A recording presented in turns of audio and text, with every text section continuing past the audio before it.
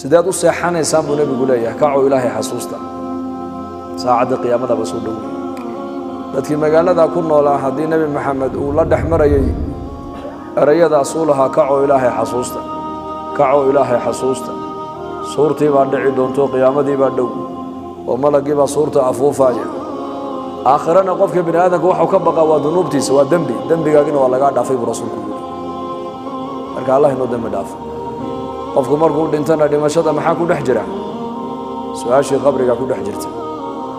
oo haddaad hindhisotana uu ku yiraahdo war xaggaad u jeeso corona jira la yidhi maxaad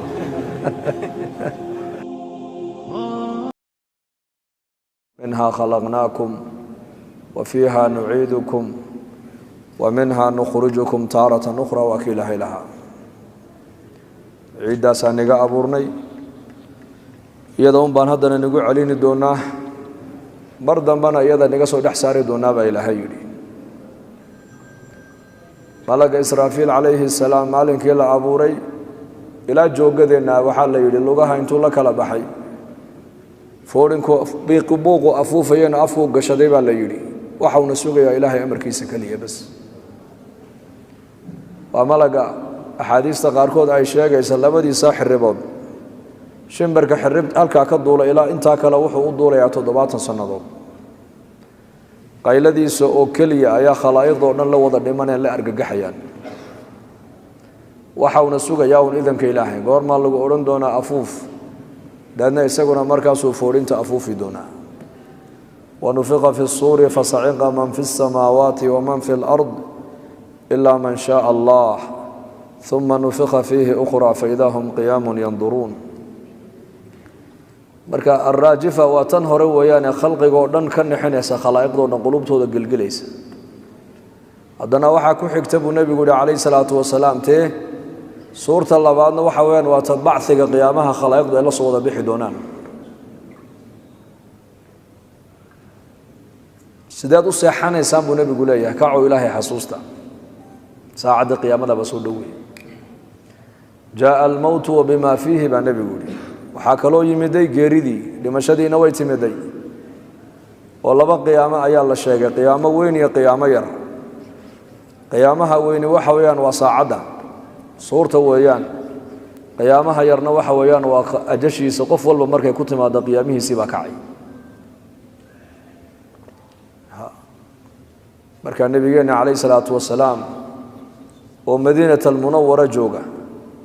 oo magaalada Madiina asxaabu Muhammad oo dhan ay wada joogan hadii nabi Muhammad uu u baahday inuu dhex jawlayo yiraahdo dadoo kaco ilaahay xasuusta oo saacada qiyaamada iyo suurta iyo geerida iyo nolosha dambe aakhirada uu xasuusiyay hadii magaaladii Madiina zamankii nabiga dadkii muuminiinta ahaayeen ku noolaa ay mudaakaradaas iyo baraarujinta ay ka maarmi waayeen إنكو زمن كان ما أنت جوننا كورما أنتوا باهنا مركز إن مرول بإله لأن حسوسيه زمن كان قفلة أيا بدن جهل أيا بدن معاصي أيا بدن فتنة أيا بدت يا السيان كأيا بتوب مرول بإله بلغوا عسنيا زمن كوجينا وحي هاي مجالة مدينة مجالة ككنول إلهي أمر كي سوده جان سمان وسنة النبي محمد يكون الرقميات صلى الله عليه وسلم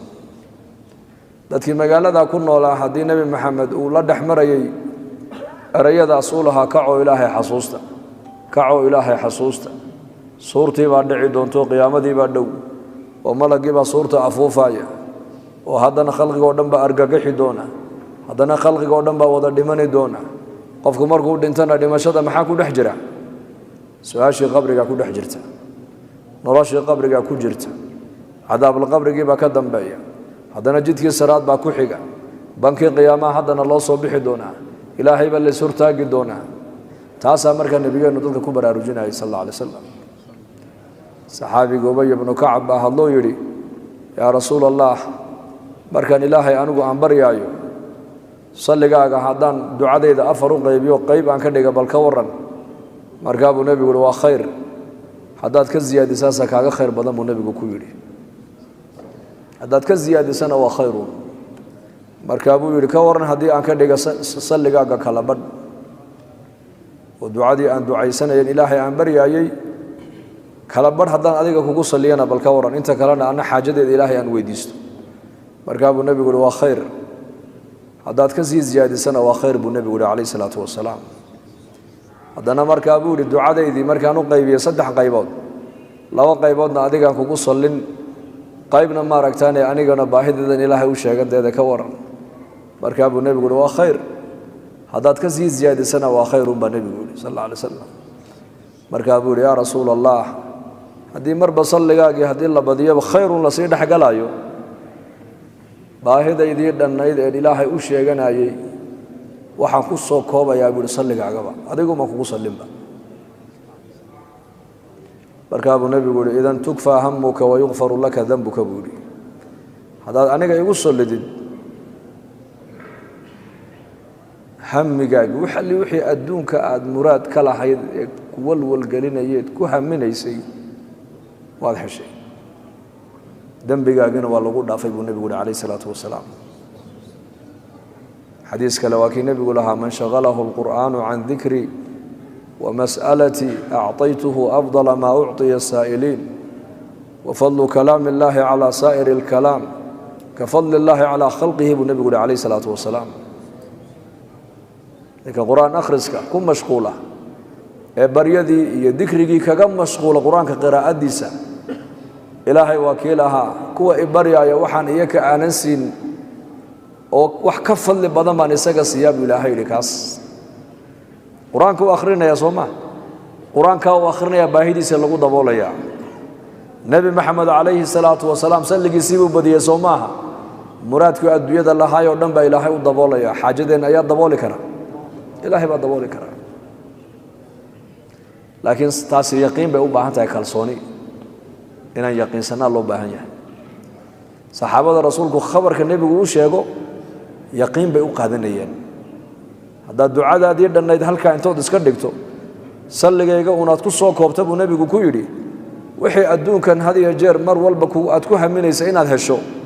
waad hesho waa lagu siiyey buu nebigu ku yidhi aakhirana qofka bini aadamka waxuu ka baqaa waa dunuubtiisa waa dembigaagina waa lagaa dhaafay buu rasuulku yidhi marka allah inoo dembi dhaafo waa labada shay ee qofku adduunka uu dhib leeyahay adduunkana wuxuu u leeyahay hami aakhirana waxuu qofku maaragtaane uu leeyahay waa dembi aakhiro waxa kaliya qofku ka baqaa waa dambigiisa adduunkana qofku wuxuu qalbigiisa ku hayaa xaajo uu leeyahay oo cid u qumisa ayuu raadinayaa dib haysata dibtaana cid ka fayduu rabaa qofkaasi nin walba dib baa haysata maanta nin walba xaajo ayuu leeyahay nin la baahi maaha anigu baahi ii gaar aan leeyahay kan baahi gaar uu leeyahay aduu baahi gaar aad leedahay laakiin ka baahida nin walba ku jirta oge ka warhaya waayo ilaahay baa baahidaada ku dabooli markaas marka ilaahay taacadiisa waxaan u baahannahay inaan ku qaadanno yaqiin waana farqiga u dhaxeeya muslimiinta maanta adduunyada joogta baa la yidhi iyo muslimiinta cahdigii nebiga adduunka joogaysay dabalu fiirso xanuunkan iminka adduunka ku fiday ee la sheegayo maba jirabe hadduu jirana waa la arki lahaabe waad aragteenoo sidii dadka loogu celcelinayey ayaan gacmaheennii dhaqaynaa afkiina aan xidhannay qof walba wuxuu ku jiraa digtooni buu ku jiraa wax jirana ma jiraan maxaa keenay baa la yidhi waa hadalkan badan ee dhegteenna ku dhacdhacaya mar walba lugaha gacmaha maydha markaad hindhisaysaan afka marada saarta 2 mitir dadku ha kala dheeraadaan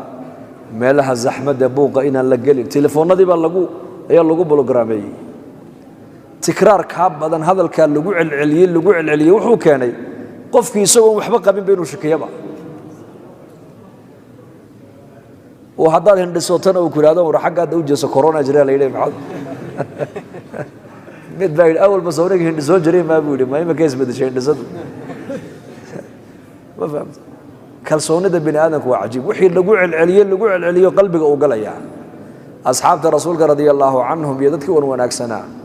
qalbigooda waxa ka dhaadhacday laa ilaaha ila allah muhammadur rasuulullah sallallahu alayhi wasallam warka ilaahay ayaka ku socday iyo warka nabi maxamed sallallahu alayhi wasallam dadna dad waxay noqdeen warka ilaahay warka nabiga mooyana war kalaba uu san galaynba ma bagala war kalaba ayaka abu darda masjidka isagoo fadhiyaan inuu yimido yiri waran qalkaaga dabba in yaru jiray ka gaad ma gubanay buu ka yiri hadana ku kala u yimid abu darda ma tiid ha aqalkaaga dabba in yaru jiray ka gaad ma gubanayo ku saddexaad ba u yimiday sidii asilay ki afraad ba u yimido yiri dabkii markuu aqalkaaga u dhawaaday iska baqtiyay abu darda wuxuu ku jawaabay ma taqaana qad alimtu anna allaha lam yakun liyaf'ala dhalika buyidi waan ogaa inuu ilaahay aqalkayga uu dabkayga qabadsiinay dabkaasi aqalkayga inuu san gaadhayn baan ogaa buu anigu markaas ay yiraahdeen labadaadan hadal ee ku kala hadlayso keeba la yaab badan bay ku yiraahdeen markii aad dadka kula hayd aqalkaygu ma gubanayay iska noqda mise ka dambe aad leedahay waan ogaa ilaahay aqalkayga inuu san dabka iga qabadsiinaynin waxaa sidaa u yidhi baan nii sheegi buu yidhi nabiyullaahi muxamed calayhi salaatu wasalaam baan ka maqlay isaga oo leh gabalku markuu dhaco iyo marka waagu uu baryo ninka ducada akhrista allahumma anta rabbi laa ilaaha ilaa anta calayka tawakkalt wa anta rabu alcarshi alkariim ما شاء الله كان وما لم يشاء لم يكن ولا حول ولا قوة إلا بالله العلي العظيم أعلم أن الله على كل شيء قدير وأن الله قد أحاط بكل شيء علما اللهم إني أعوذ بك من شر نفسي ومن شر كل دابة أنت آخذ بناصيتها إن ربي على صراط مستقيم waxaan ka maqlay buu ducada nabi maxamed oo yiri ninka galabtiina mar yiraahda subaxdiina mar yiraahda hadduu galab ducada yiri ilaa waagu ka baryaayo masiiba kuma dhacdo buu rasuulku yiri hadduu waagu markuu baryo uu yiraahdana ilaa uu ka galabaysanay masiiba ma soo gaadho bal fiirso ducadaasi maanta innaka waa noogu qoran tahay kutubta iyo ducooyin fara badan oo nabi maxamed calayhi salaatu wasalaam laga wariyay laakiin kalsoonida ayaku ay qabeen iyo kalsoonida maanta inagu aan qabna ka warrama isku mid meeta kalsoonidu waa shay cajiib ah shayga qofka bini aadamku uu ictiqaadanaha ilaahay nafcigu u dhaxmariyaa baa leeyahay walow shaygaasi haba noqdo shay beenaba ha noqdee nin reer baadiye ah yaa magaalo soo galay oo bukooday oo dhakhtarka la geeyay xogaha kaniin baa la soo siiyay kaniinka xumada iyo qandhada dadka reemigu daw afka laga isticmaalo ma yaqaanaan waxay yaqaanaan ay caqiideysan yihiin wadaad u tago qardhaas u qoro qardhaas waa taqaanaan baan u malayn xirsi waa tiraahdaa mise qardhaas dadna meelaha ku xidhaan oo iska bogsadaan marka kaniinkii la soo siiyay bacyar buu ku xidhxidhay inuu isticmaalay baa la mooday maalintii dambe la wareysto lagu yidhi war bal ma ladnaato dawadii ma qaadatay haa dawadii ilaahay waa igu shaafiyey buu yidhi oo adoo cunayaba laguma arkine cunaya wax la cuno aanu ma arkine bacdi yarayd iyo wixii ku jirayba maran ku duuduubto halkana ku xidho ilaahay waa igu shaafiyey buu yidhi والله فيرسو يقينته عجيب قفكو هدو شيء يقينه قاتبا ليل ولو شيء سحابا نقضى شيء أصحين إلهي وكو امتحاما منفعهم بإلهي كوسو نحقلين وحي بن آدمكو أي سمايين أيادتكم ما أنت كو كالسونيهين محانو كو كالسونا وين ورك إلهي ورك النبي قول نوشا صلى الله عليه وسلم نبا النبي قول يمدو يلي حاليته ولا دبق اللعبة يقنيني الله وقسيبا كسيح الله أما إنك لو قلت أعوذ بكلمات الله تامات من شر ما خلق لم يضرك بالنبي قولي حداد أورن لها كلمة دا سحل قد قلب أيستي أعوذ بكلمات الله تامات من شر إن تاسون حداد أورن لها بالنبي قولي كما برد بيان با حبك كما قادم با خبر كالنبي محمد ونوشيق عليه الصلاة والسلام خبر لجربي معها وخبر يقينية يقين ومحي وما ينطق عن الهوى إن هو إلا وحي يوحى هل كان ما أنت كل ذا النبي علمه ليه وكالصون داس صدق له الحمد لله دينتي ما أنت وانا قانا صلاة دي واتوكنا قرآنك وانا قرينا صحابة النبي قل مالو دري reer bay dul tageen markaa gaalo ah dacwadii bay gaarsiiyeen oo dacwadii baa laga qaadan waayay markaasay waliba yiraahdeen war islaami mayno waa hagaagana marti qaadi mayno isku diinba manina maxaan niga marti qaadnaa duqi reerka ugu weynaaba habeenkii masbaqaniin balaaya cuntay markaasaa geed iyo dawo iyo wax walba waa loo raadiyey kolkii dawo loo waayay laga quustay bay siraadeen niman yahow nimankii xalay toola martiqaadka aanu diinay muslimiinta ahaa waa kuwa wali meeshii degane bilow yaka dawo laga hel markaasaa loo yimid odaygii noogu da'da weynaa xanuun baan waxba balaaya naga cuntay oo sankaraad oo naftii baa ka dhacaysay dawo ma haysa amiirka jamaacadda watay baa ku dhahaa dawo anaka hayna buu yiri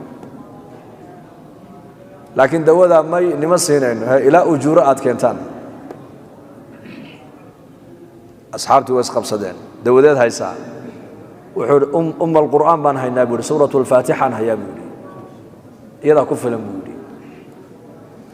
da in lacag lagu xoolo lagu qaato may banaan tahay ha soo iyakoo martiqaadkii noomay diidin oo noo banaan tahay buu may ma banaan iska daaya khilaafka daaya uu qaboojiyay wadaygii baa la dulgeeyay suuradii faatixadu ku akhriyay uu iska kacay waxaa la yidhi ninka qur-aanka la dhaqaaqeen maxaa sugaysaa namari wax iga yaabiyey baa maanta ay helay tiri maxaad aragtay cumarkii aad ogeyd cadaawadda uu muslimiinta u qabo oo waxaan arkay maanta dabcay oo jalcay oo xataa noo duceeyey oo halkan uu kugu yimid ahaa oo muxuu yidhi sidaasuu yidhi oo ma cumar binu khataab inuu islaamaad damacsan tahay buu ka yidhi dameerka odayga khataab baa islaamnimada uga dhowe cumar weligii islaami maayo dameerka raway namar uu ku yidhi yani istiqraab waa la fogaysanaya cumar islaamnimadiisa laakiin maalinta cumar islaamay islaamka nasri buu noqday ugu ninka ay saxaabadu u arkayeen ninka ugu cadowsan gaalada ee dhibta ugu weyn muslimiinta u geysanaya wuxuu noqday ninka muslimiinta ugu naxariis badan buu noqday ninka muslimiinta ugu cadaalad fiican buu noqday ninka cahdigiisii cadaaladdu adduunyada oo dhan gaadhay buu noqday ninka iska daa bini aadan xaqooga intuu dhaafay inuu ilaaliyo ayuu odhan jiray faraska iyo dameerka ciraaq ku turanturoonaya dariiqii inaan u hagaajiyaan ka fikirayaa buu yidhi iska daa bini aadankii xaqii bini aadanka intuu daboolay ayuu odhan jiray faraska ciraaq ku turanturoodan anaa qiyaamaha lay weydiine sidaan jidka uu maraya aan ugu hagaajin lahayn ayaan ka fikirayaa buu yidhi webi baa soo fatahay markaasaa cumar loo sheego la yidhi webigii hee ay badan buu laayuun iyo dameero badan buu laayay uu ooyay cumar binu khataab wuxuu yidhi qiyaamaha anaa lay weydiin buu yidhi xayawaanka webiga ku dhintay oo la odhan doonaa maxaad uga badbaadin weyday naxariista cumar qalbigiisa ku dhalatay eega boqorradii adduunyada haysanaya markii dowladahoogii laga adkaaday dhaqaalaha ay haysteen bay saxaabadu soo qaadeen madiinay keeneen iyadoo baqal lagu wado dahabkii iyo kuraasidii iyo taajkii marka cumar binu khadaab baa yidhi xoolaha intaa la eg ragga ka keenay ciraaq dhinaciiga shishe ee magaalada madiina iigu keenay iyagoon waxba ka qaadan raggaasi waa rag ammaano leh buu ka yidhi waa rag ammaano leh markaa buu yidhi yaa amiira almu'miniin iyaka maaha buu yidhi waa adiga buu yidhi adigaa hantidii ummadda ka dhowrsoonaaday iyakuna markaasay hantidii ummadda iska ilaaliyeen buu ka yidhi hantida ummadda adigu haddaad daaqi lahayd iyakuna way daaqi lahaayeen buu ka yidhi way daaqi lahaayeen dadkaas nebi maxamed calayhi salaatu wasalaam dadaalkiisii raggaasaa ku soo baxay iimaan leh oo diin leh oo taqwo leh inaan nafteenna dhisnoon ummadda dhisna laynooga baahan yahay ka warrama dacwadda ka shaqeeya dacwadda u baxa ummadda xagga ilaahan ugu yeedhna waxay ka dhigan tahay dadka in laga shaqeeyo ayaa awlaaya mise dhulka in laga shaqeeyo bali sheega iminka dadka adduunyada joogoo dhan waxay u dadaalayaan dhulka inay ka shaqeeyaan inay wadooyin hagaajiyaan inay dhakhtarro fiican helaan inay tacliim fiican helaan inay wadooyin fiican helaan inay dawlado fiican helaan in nidaam fiican ay helaan taasay u doonayaan waxaasoo dhan waxaa ka awlaysan in bani aadanka horta laga shaqeeyo oo bani aadanka la islaaxiyo bani aadankuna wax kale kuma islaaxaya bay culimmadu leeyihiin ilaa ummadda horta iimaanka laga dhisa mooyaane yaqiinta dee diyaar ma naha insha allah yaa bal u diyaaray insha allah waqtigiisa inuu dadaalka diinta ku bixiyo naftiisana islaaxiyo oo ummadana soo islaaxiya u diyaara insha allah dhahada insha allah si fiican u dhahada bushaaro haddii safar loo geli jiray barashada qur-aanka hadda waxaad ku baranaysaa qur-aanka iyo culumta shareecada adiga oo jooga gurigaaga iyo goobtaada shaqo dugsiga online-ka ah ee barashada qur-aanka kariimka iyo shareecada islaamka duruusta uu sida taxanaha u dhigo waxaa ka mid ah barashada qur-aanka kariimka ah iyo higaada culumta shareecada islaamka tarbiyada awlaada iyo luqadda carabiga haddaba isqoristu waa ay socotaa hadlan hore ogaad wixii faahfaahina kala xidhiid nambarada shaashada kaaga muuqda haboogaanida dugsiga online-ka ee barashada qur-aanka kariimka iyo culumta shareecada ee daarul hijra